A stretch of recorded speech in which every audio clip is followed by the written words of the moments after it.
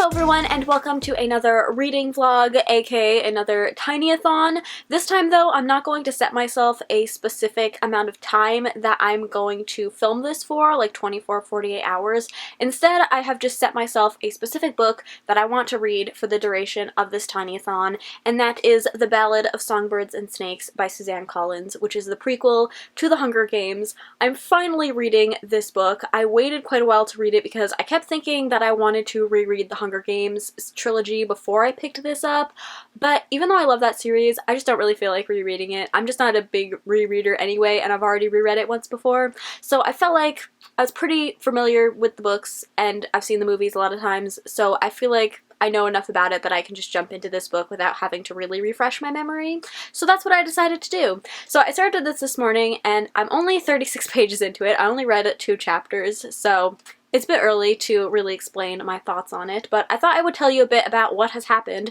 in these first 36 pages, just in case you didn't know. So this is a prequel to The Hunger Games, like I said, and we're following President Snow when he is, I believe, 18. And this book opens on the day of the reaping of the 10th Hunger Games. So in the first Hunger Games book, that takes place on the 74th Hunger Games. This is the 10th one. So we're following President Snow as a teenager, and he lives with his grandmother and his cousin, who, let me tell you, like I said, I've reread the books twice. I've seen the movies lots of times, and I'm sure that they probably mentioned, at least in the book Mockingjay, who his cousin was, and either I missed it or I completely forgot, because I was shocked to find out that his cousin is Tigress. I did not know that at all. But yeah, he lives in the capital in like a fancy penthouse with his grandma and his cousin, but it's not so fancy anymore because they actually don't have a lot of money.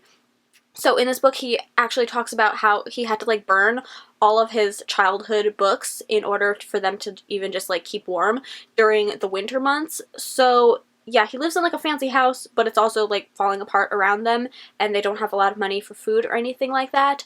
So it's the 10th Hunger Games, and this is the first year that the tributes are going to have mentors.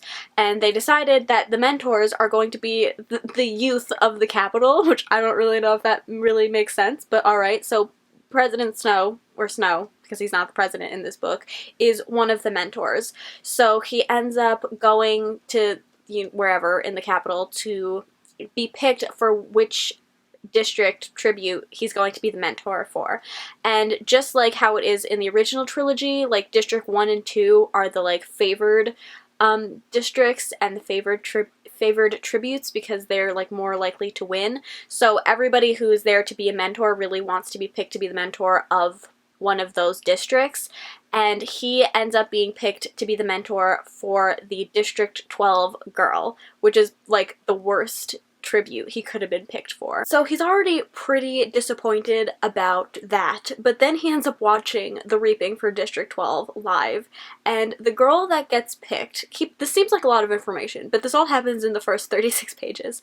The girl that gets picked, she's wearing like a very colorful outfit, and she's wearing makeup, which I believe he mentions in this book that he doesn't know how she got makeup because makeup was just becoming available in the capital again, so that's a little bit odd. And when she gets picked and starts like walking up to the front, she drops a snake down the dress of the District 12 mayor's daughter, like down her top, and she freaks out. And then she goes up to the front, and then she breaks into song, which I'm not gonna lie, it all felt a little bit odd. But I mean, I'm intrigued. So that's where I'm up to the story so far. So far, he's just very disappointed that he was picked for District 12, and on top of that, he says in this book that she's like crazy or something. So yeah, that's what I'm up to. Like I said, it's a bit early to really talk about whether I'm enjoying it or not, because I don't really know right now.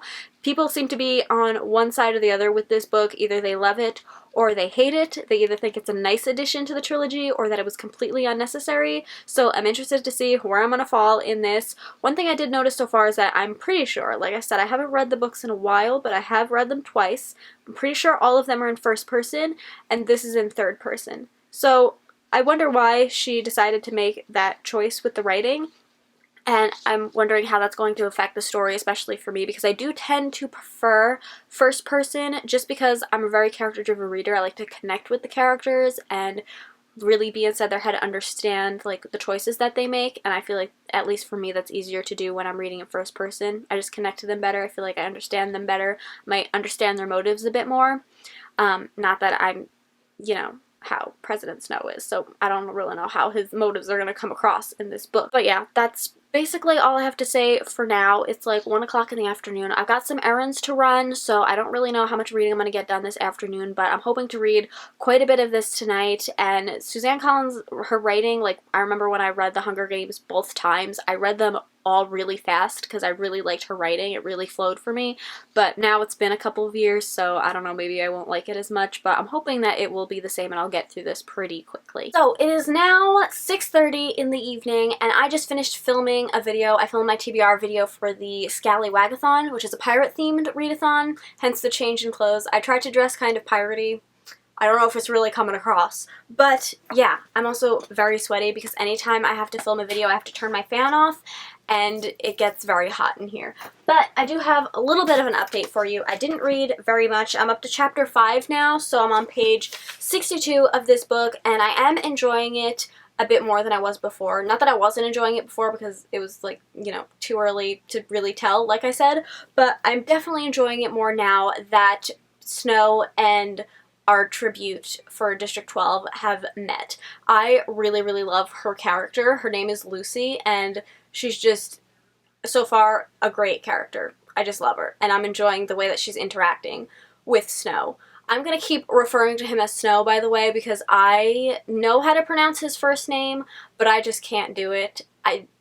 I'm sorry if that's your name also, but it makes me laugh, so I just can't do it in this video. So yeah, that's where I am with this book right now. I guess I didn't have a very big update for you, except that I'm enjoying it, so maybe you'll get an update a bit later tonight, depending on how much of this I read. Maybe you'll get an update tomorrow. Knowing me, that's probably the case. But I will share with you that today on my little adventures, I may have stopped by Bath & Body Works because they were having a big candle sale. So all of their candles were $12. So I bought some fall candles because I've been waiting for these to come out for ages. So let's do a little candle haul, shall we? Okay, so these were the candles that I bought. They're all pumpkin flavored because that's my favorite scent ever, is just pumpkin things. So we have pumpkin pecan waffles. It's a very sweet scent. Yeah, that's the only way I can describe it. Then we've got vanilla pumpkin. I'm gonna be honest, they kind of smell exactly the same, but that's the second one. And then finally, we've got pumpkin clove, which to me, this is like pumpkin and Christmas. Like, it's a little bit more of a Christmassy scent to me, I guess because of the clove. And that's like my second favorite scent, is like pumpkin and then like Christmassy, spicy sort of scents. So yeah, I'm gonna light one of these and continue reading my book, and hopefully it's just gonna be a real cozy night. Hi guys, so it is now the next day and I just got home from work. Last night I only read up to page 100 in this book because I was just busy all afternoon, and then at night I got really stressed out over work.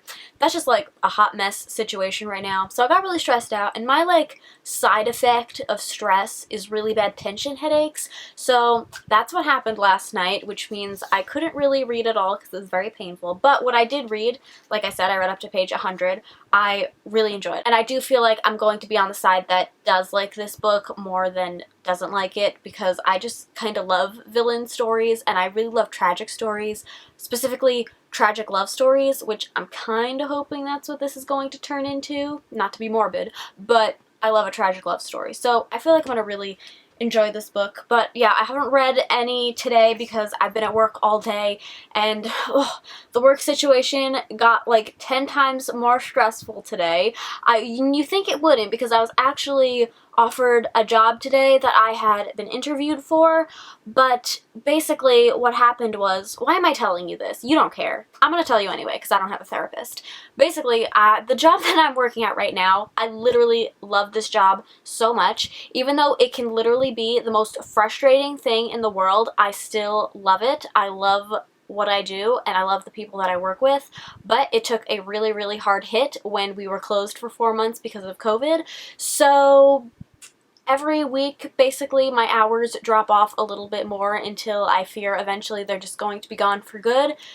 So I was kind of looking for other jobs, And so I actually didn't even apply. I was supposed to submit a resume and I never did. The manager just ended up interviewing me one day, and then literally I thought I flopped that interview, but then 3 hours later the district manager called me and interviewed me over the phone, and I thought I flopped that even more because I just get really flustered during interviews. I'm just not a very good interview person. It's like tests in school where I feel like they're not the most accurate thing because I just get really nervous and then I answer the questions stupidly. So I really thought I messed it up, but then at the end of the conversation with the district manager, she was like, I'm sending you the link to the background check. As soon as that passes, you'll get a call from the manager, and I got a call today and they offered me the job. Unfortunately, what happened was when I first heard about this job, I was told that the manager tries to give X amount of hours, and I thought that it was actually pretty good because I was looking for kind of like a full-time thing, but this was a part-time position, but the hours that I was told that she tries to give was actually pretty decent. Then when I went in for the interview, I was told that the hours could vary between what she said or 12 hours less, which is a lot of that's a lot of difference, like can live off of and cannot live off of kind of a difference. And then when I talked to the district manager, that was kind of reiterated, but I was hoping if they did offer me the position that maybe they could guarantee me a certain amount of hours. And when I talked to her today, it was 2 hours less than the lowest thing that they said that it could be. So I was just like, I don't think this is gonna really benefit me in the long run. So I have to decline the job, but that is really stressing me out because the store that I applied to, the reason I applied to it was because I shop there often, and I think it's important to enjoy where you work and be like passionate and enjoy the things that you're selling to people. So that's why I wanted to work there, and because I shop there pretty often, I've become kind of like friends with the staff there. Like not friends, but like we're very friendly. So I really like the manager there, and I don't want to have to decline this offer because I'm afraid that she'll hate me. So that's what I'm dealing with right now, on top of the fact that I feel like I might be losing my job within the next month or two. So it's all just a very stressful situation, and honestly this whole thing might just be cut out of the video because that was just a lot of ranting and raving, but if I did leave it in, then thank you for listening because this has been stressful.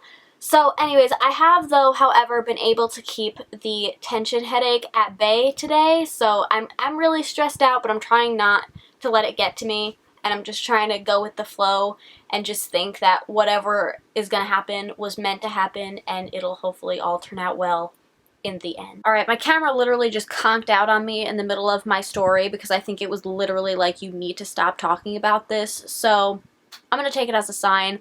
That honestly, that whole spiel might just get cut out of this video because that was a lot of just random negativity that I'm sure nobody cares to hear. But if I did keep it in, then thank you for listening because it's been a very stressful situation and it felt nice to talk about it.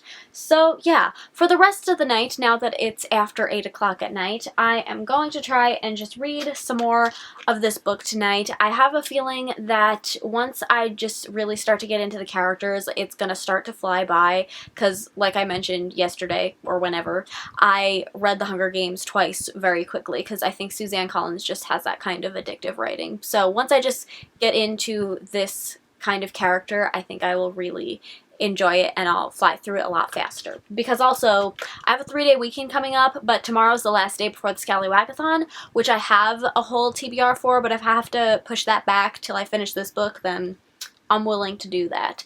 So I'm going to read that tonight, and then I think I'm also going to journal a little bit. I got a ton of really lovely feedback on my last reading vlog, and people seem to specifically really like when I do little montagey bits of either me like making food or coffee or journaling. Specifically, people seem to like, so I might do a little journaling montage tonight. Also, on a lighter note, something very exciting arrived today, and that is my Funko Pop Emily from The Corpse Bride. The Victor one I bought a couple days ago, but this one I had to order and it took a while to get here. But now that it's here, I absolutely love it, and now I have a completed set of the both of them. Let me show it to you so you can see how awesome it is. So here they are, sitting on top of Baby Yoda next to Marilyn Monroe and in front of my dolls because I ran out of space. But I absolutely love these two. These are honestly possibly two of my favorite Funko Pops that I own. I just think they look so lovely together, and Victor comes with scraps, which is even better. So yeah, I just thought I'd share that with you because I'm very excited about it.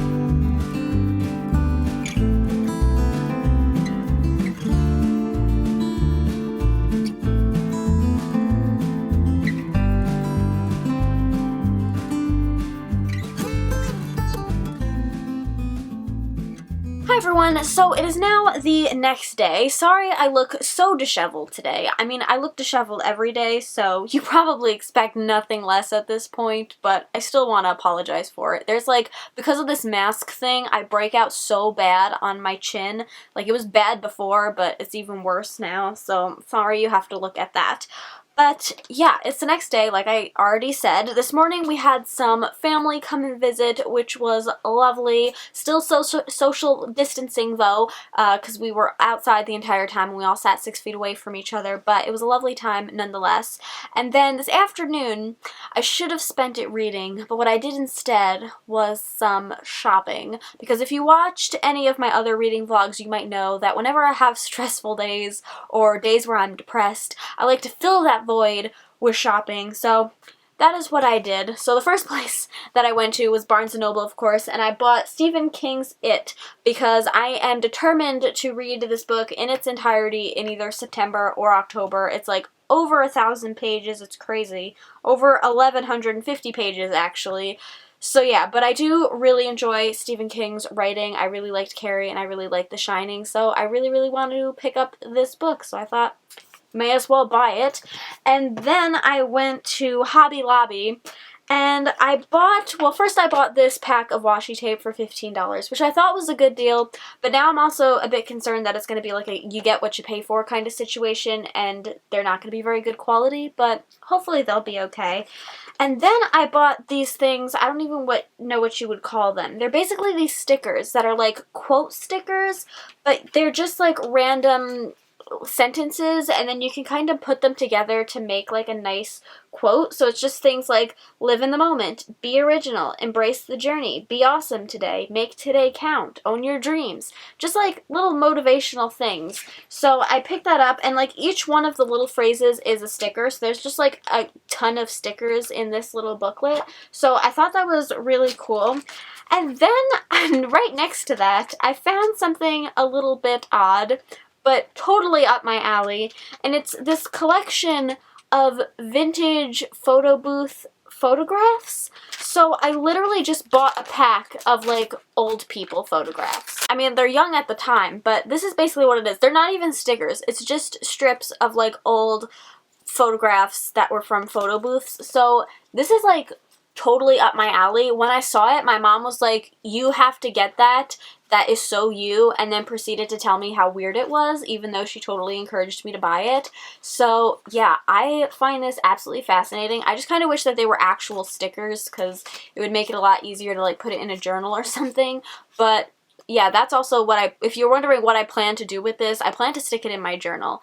And like, if my great-grandkids or anything ever find my journal, they're just gonna find all these photographs of people that they would probably assume to be their ancestors, but I have no idea who they are. So this is gonna be really funny. I might like write fake stories for each of these people in here and just stick it in my journal, so when my kids find it after I'm dead, they just won't know who any of these people are, but they'll have a lot of great stories to tell. So yeah, that's the kind of shopping I did today. As far as my reading, sorry if that made a lot of noise, I was putting it back in the packaging. Where'd my book go? As far as my reading, I'm on page 172. I did not read as much as I wanted to. My thoughts on this book, honestly, I'm not gonna lie, I'm getting a little bit bored. I do really wish that this had been written in first person. I think I would enjoy it even just a little bit more because of that aspect. But I also do have a little bit of a like theory as to the ending of this book. I'm not going to tell you about it just in case I'm correct, because I don't want to spoil anybody, but I do have a little bit of a theory, so I'm interested to see how that's going to play out. So yeah, I'm a little bit bored. We haven't gotten into the Hunger Game part of the story yet, and I don't even know how much they're going to go into that since he's not even the one competing in it, and that was like one of the things that I really liked about the first and the second book in the Hunger Games, and Mockingjay is my least favorite book, probably because there wasn't a Hunger Games in that one. So I'm starting to get a little bit concerned. I really thought I was going to love this book, but now I'm less sure of that. But I am hoping to read quite a bit of it tonight. I've said that basically every day, and that hasn't happened, but I really want to finish this before the Scallywagathon starts, which is tomorrow. So I just don't see that happening, but you better believe I'm going to really try my best, hopefully. Fingers crossed.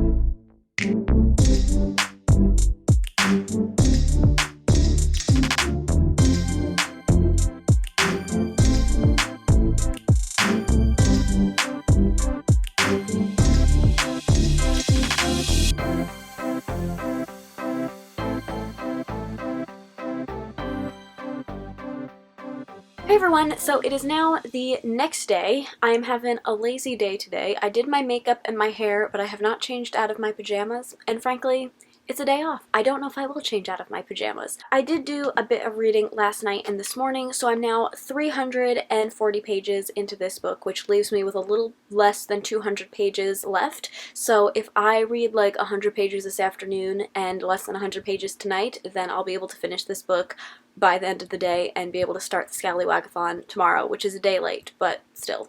So yeah, I am kind of still on the fence about what I'm thinking about this book. The Hunger Games part, like the actual game part, has come and gone. It was a very small part of this book, less than I expected it to be, and I did actually enjoy that part of the story, although it was a little bit predictable or anticlimactic, which is honestly how I would describe this whole book, as being just kind of anticlimactic. And I think the reason for that, for me at least, was because I, as such a big fan of the Hunger Games, I've been waiting years and years for this author to release another book, and so my expectations have just pent up over the years, and now they're just either too high or they're just not being met. So it's a little anticlimactic for me, but I'm hoping that the ending will like blow me away, so maybe this book will have a little bit of a redemption to it. Not like Snow having a redemption, but like a book redemption, if you know what I mean. So fingers crossed that's what happens. Alright, it is now about 6:30 in the evening. I just finished dinner. Unfortunately, I did not read as much as I wanted to this afternoon. Are you surprised? Probably not. So I'm on page 390 of this book, which I think is about 130 pages from the end. So I'm hoping to still be able to finish it tonight, and I will probably just update you with my thoughts then.